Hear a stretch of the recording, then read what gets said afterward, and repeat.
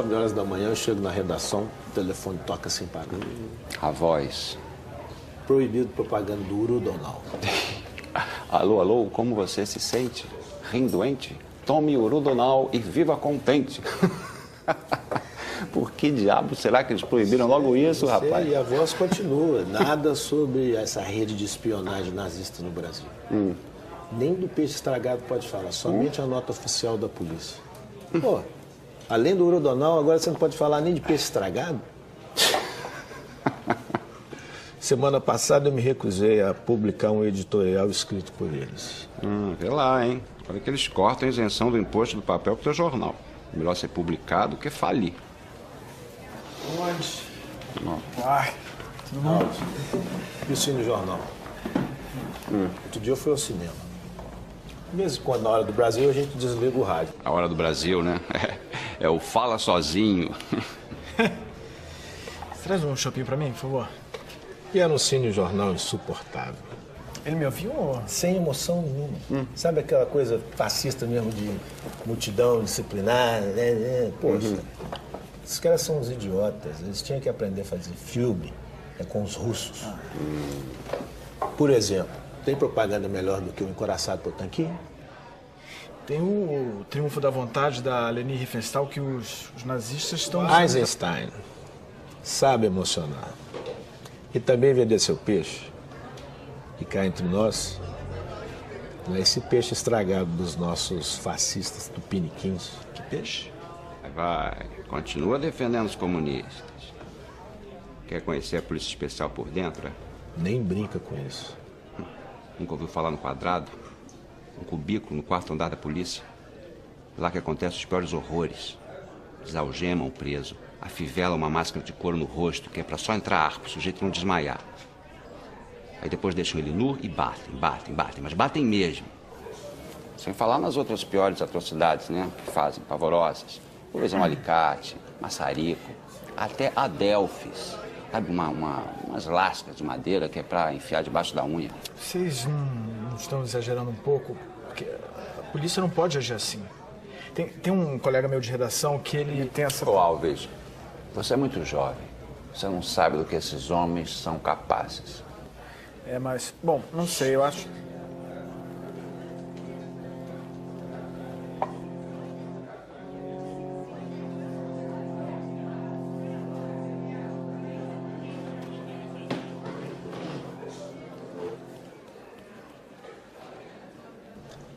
Os olhos do Filinto dizem que eles espionam até os homens do governo. Vambora. Assim, né? Vamos pagar a conta. Pulso. Vambora. Quanto a gente está A conta? fábricas.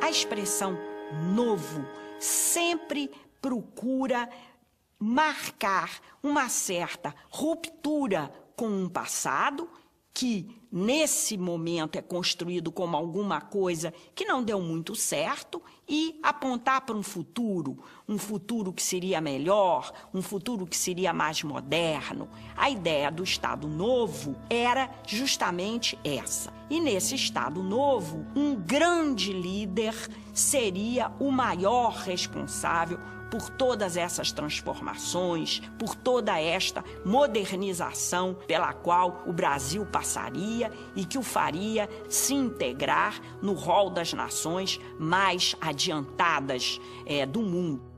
O que marca o Estado Novo é exatamente a existência de um regime autoritário, onde há a supressão do legislativo, uma submissão do judiciário ao executivo, né, e um executivo extremamente forte, né, concentrado nas mãos de Vargas, que tem nos estados, né, os seus representantes escolhidos, os interventores. Efetivamente, a repressão durante o Estado Novo foi muito dura, né?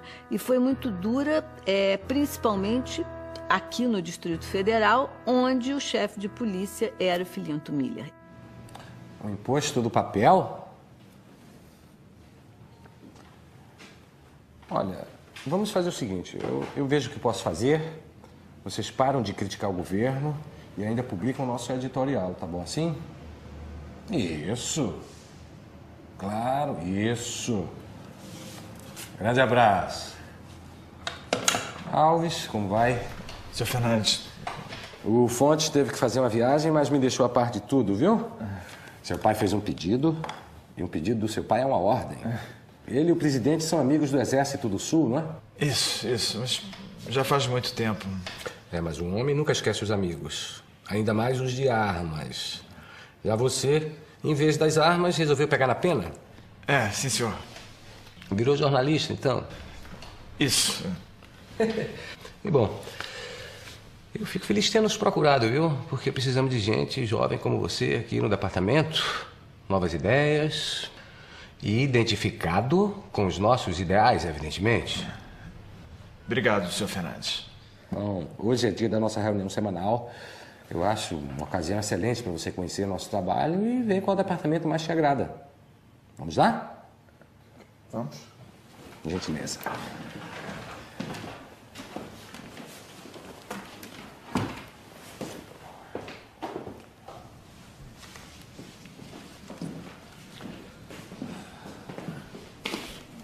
Bom dia, senhores. Bom dia.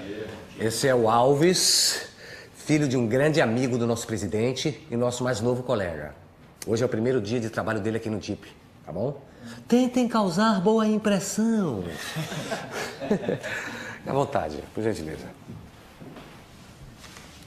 Um ponto importante a destacar, eu acho, nesse período do Estado Novo, de um lado, a existência de um regime autoritário, né, onde as liberdades individuais, as liberdades de imprensa, a liberdade intelectual são suprimidas, mas também como um período de grande crescimento econômico, né, de expansão econômica, de desenvolvimento industrial, de criação de novas empresas estatais.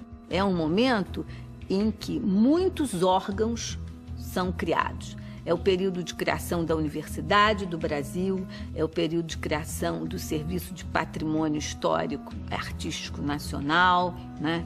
É o período de criação também do DIP, né? Que será o Departamento de Imprensa e Propaganda, que terá como tarefa, efetivamente, exercer a censura, né, e de controlar aquelas vozes que pudessem veicular ideias de oposição ao regime, mas também é preciso destacar que o DIP teve um papel fundamental não apenas como censor e repressor, mas também como uma agência de propaganda de ideias para a construção de uma identidade nacional nova.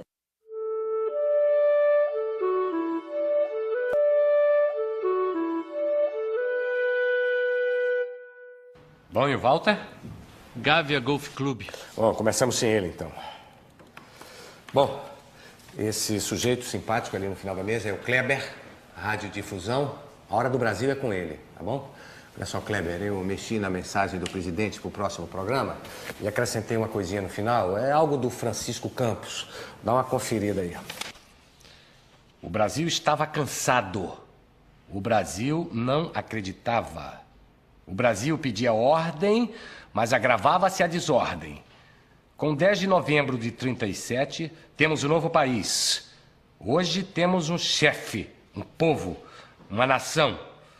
O Estado Novo não é uma controvérsia nas nuvens, mas sim uma realidade na terra. Bom, Francisco, aqui ao seu lado, é da publicidade. Foram eles que mudaram o nome do 1º de maio. O Dia do Trabalhador é um dia de manifestação, de greve, sabe? Aí quando passamos a chamá-lo de Dia do Trabalho, fizemos dele um dia de festa, de celebração nacional. É incrível a diferença que uma palavrinha pode fazer, mano. Bom, Chico, e os folhetos? Nós já estamos distribuindo essas cartilhas nas escolas. A ideia é passar a diretriz do governo num texto simples para as crianças. Certo. Muito bom. Olha aqui. Aprendendo no lar e nas escolas o culto da pátria, trareis para a vida prática todas as possibilidades de êxito. Getúlio Vargas. Excelente. Muito bom. Muito bom. Nesse contexto já da Segunda Guerra Mundial, as políticas de propaganda são fundamentais. No caso do DIP, elas são muito amplas. Elas se relacionam, por exemplo, à rádio, a cinema, a promoção de eventos, a financiamentos também de publicações. Enfim, o DIP tem uma gama muito grande de ações. Mesmo que durante a ditadura, mais tarde, dos militares, tenha se tentado, de alguma forma, manter uma política de censura, de controle, sem dúvida alguma, nada parecido com o DIP. O DIP, de alguma forma, produziu censura, claro, né, produziu controle de informação, que é óbvio, mas produziu também algumas coisas que a gente não pode simplesmente amaldiçoar. Quando a gente fala na construção do mito de Vargas, da presença de Vargas, muitas vezes você tem uma noção um pouco simplificada, que o DIP saía fazendo uma propaganda, olha como Vargas é maravilhoso, quantas realizações o governo Vargas fez. Sim, podia até haver isso, mas havia algo muito mais sofisticado intelectualmente e que perpassava por aspectos da cultura, do ensino da história e que juntava, articulava a ação de Vargas com um passado nacional, onde determinados heróis, determinados personagens, determinados eventos eram relidos, retrabalhados nesse novo quadro político. E na imprensa, Eudes? Temos novas orientações. Não notificar a passagem das autoridades norte-americanas pelo Brasil. Nada sobre o acordo financeiro firmado entre o Brasil e os Estados Unidos. E sobre o peixe deteriorado, completamente nada. Ok. Olha, eu conversei com o diretor da Gazeta. Ele se comprometeu em publicar o nosso editorial. Agora eu quero que você acompanhe isso de perto, tá bom? Se ele publicar, a gente libera o imposto do papel. Bom assim? Bom, pelo visto o Walter não vai comparecer.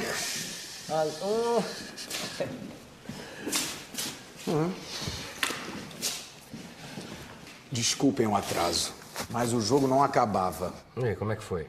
Um desastre. Nosso chefe é o pior jogador de golfe que eu já vi. Mas eu já sei como resolver isso.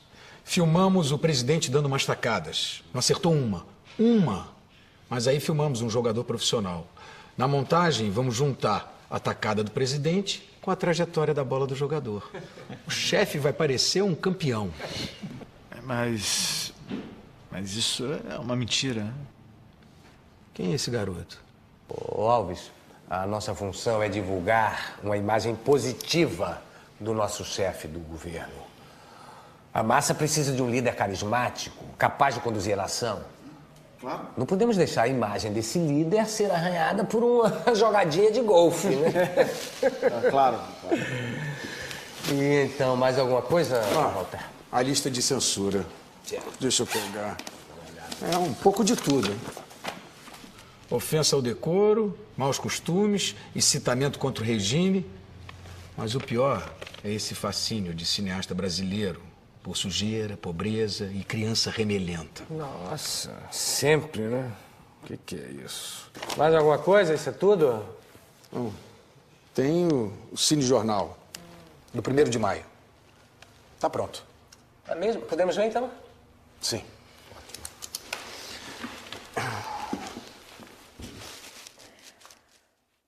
O Estado Novo não é um Estado fascista classicamente, né? Ele não promoveu política de partido único, né? Não houve paramilitarismo, né? Não houve projetos de expansionismo, né? Belicista, não houve políticas de segregação no sentido, né, de genocídio ou algo parecido. Então, nesse sentido, o Brasil não é um exemplo de fascismo, mas, sem dúvida alguma, ele responde, assim como dezenas de outros estados, respondem aos problemas da época com artifícios, né, soluções que também foram utilizadas nos estados fascistas, né, e que, de alguma forma, se aproximaram, né, desses estados. O principal meio de comunicação da época, o mais popular de todos, o rádio. O rádio que tinha programas com os cantores, tinha noticiários como Repórter Esso, também tinha um programa obrigatório, aliás, obrigatório até hoje, que é a Hora do Brasil.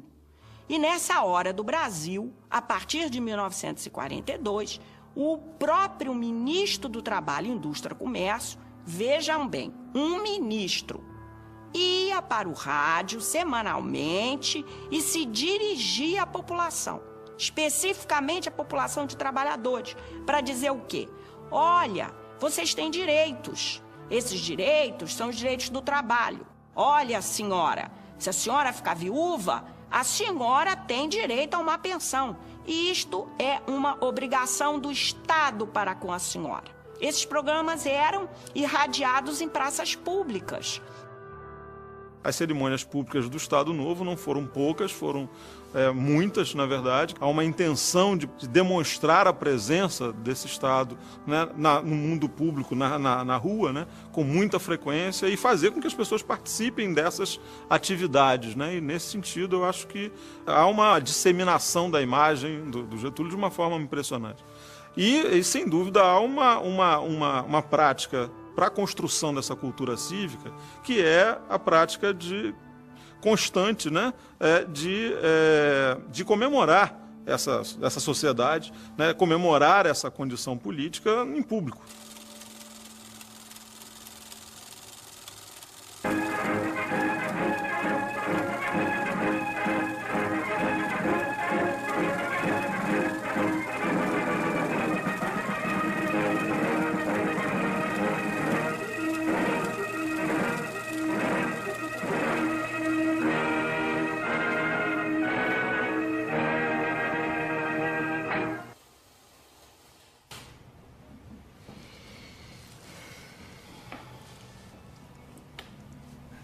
Nós tivemos muitos problemas. O estádio estava uma bagunça, uma câmera enguiçou. Eu sei, Walter, mas olha só, o que importa é o resultado. Não está bom, sabe? Falta emoção. Na verdade, não empolga. Olha aí. Talvez o discurso do presidente... Não, imagina, o discurso está ótimo, eu revisei. Outra coisa. Podemos mudar a música. Música... Close-ups. Como? Estão faltando close-ups do público no estádio. Ah, esse garoto de novo. Até parece que meia dúzia de close-up vão fazer a diferença. Mas no Encoraçado Potemkin eles usam... Isso? Um filme comunista? O que é isso, garoto? Quer que a gente se inspire em propaganda bolchevique? Não, calma, Walter. Vê se ele fala. Alves, explica, por favor. Essa massa que aparece no filme está anônima, está impessoal. Ninguém tem rosto. Não se vê ninguém sorrindo, se emocionando com o que o presidente diz. Não estamos aqui para fazer close-up de desdentado, e sim para enaltecer o presidente. Mas ele não é o pai dos pobres? Ele não se preocupa com o bem-estar das massas? Então são a Dona Maria e o seu João que importam. São as pessoas que não têm voz, que não são vistas, que devem estar em destaque. A emoção dessas pessoas tem que estar no filme. As suas lágrimas, os seus sorrisos. Assim, cada seu João e Dona Maria, espalhados pelos cinemas desse país, vão se sentir representados. Eles vão ter certeza que o presidente se dirige a eles. Que é isso que esse povo mais precisa. É ser visto, é ser ouvido, é saber que alguém se importa. O garoto tem razão. Dar rosto à massa faz sentido. Faça o que ele disse, Walter. Close-ups. Vários. Gostei de ver, hein, Alves? Você terá muito a oferecer ao departamento. Vai deixar seu pai orgulhoso, hein? Daqui pra frente, só tente evitar os exemplos comunistas. Bom, tem que preparar um discurso para o presidente. Sufrágio universal. Essa pode ser sua primeira tarefa, hein? Sufrágio universal? É. Queremos mostrar como é um erro permitir que a massa decida as eleições, sabe? O homem das ruas não pode discutir os assuntos de uma eleição, né? Economia, administração, enfim. É tudo muito complicado para o povo. Mas com educação, você não acha que o Estado... Não, com educação não é suficiente, não, sabe? A massa é manipulável, ingênua, volúvel. Ela escolhe com a emoção, não com a razão, compreende? Aquele seu discurso ainda há pouco, lá na reunião, sobre dar atenção a seu João e a Dona Maria, pode ser lindo. Mas sabemos que na prática não é bem assim, não. Não podemos deixar as questões mais graves da nação na mão dessa gente, né? Claro. Essas questões, evidentemente, têm que estar nas nossas mãos. Senão os comunistas, estão aí. Mas a democracia, ela... Não. Desculpa, mas a democracia está falida, sabe, Alves? É um regime inoperante, nada acontece em nenhum parlamento no mundo. Na democracia muito se discute e pouco se decide, sabe? E a política vive de decisões. O Estado totalitário é uma necessidade. Verdade. A democracia liberal é página virada, Alves. Morta e enterrada. Então, gostou do que viu aqui no Jeep? Muito interessante. Muito interessante. Com licença.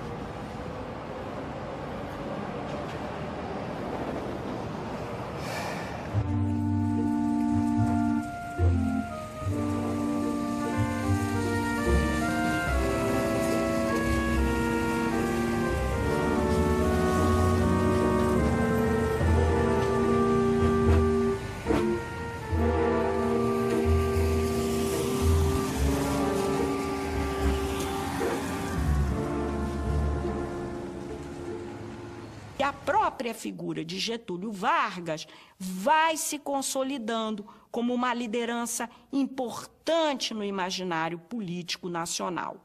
Tanto que, ao fim do Estado Novo, os trabalhadores temiam que a saída de Getúlio Vargas do poder pudesse implicar em perdas em relação àqueles direitos trabalhistas que haviam adquirido. Haviam adquirido num momento extremamente autoritário, onde não havia direito de voto, onde a liberdade de organização sindical estava cerceada, mas haviam adquirido e queriam manter. E é dessa forma que os trabalhadores lidam com o Getúlio, que a gente pode entender como é que, na campanha de 1950, Getúlio é tão bem recebido pela população, sobretudo de trabalhadores, e entender também que a marchinha de carnaval que mais foi cantada em fevereiro foi justamente bota o retrato do velho, bota o retrato do velho outra vez. Isso não é sinal de submissão da população, isso é sinal de ação política da população, de estratégia no sentido de garantir direitos e, com as leis que os garantiam, expandir direitos.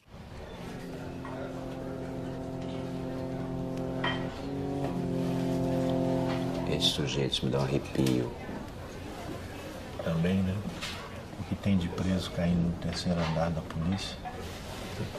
E o Alves não acredita.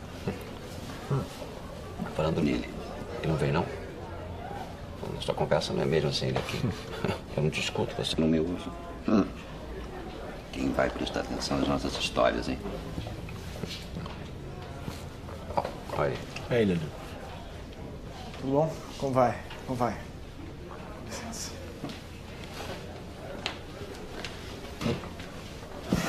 Rapaz, eu achei que você tinha bandeado pro lado de lá, hein? Nem brinca. Não sabe a reunião que eu acabei de presenciar. Ah, é? Conta. Ele ali, o rapaz que eu te falei. Mas o pai dele não é amigo do presidente. Pai é o pai. O moleque é comunista.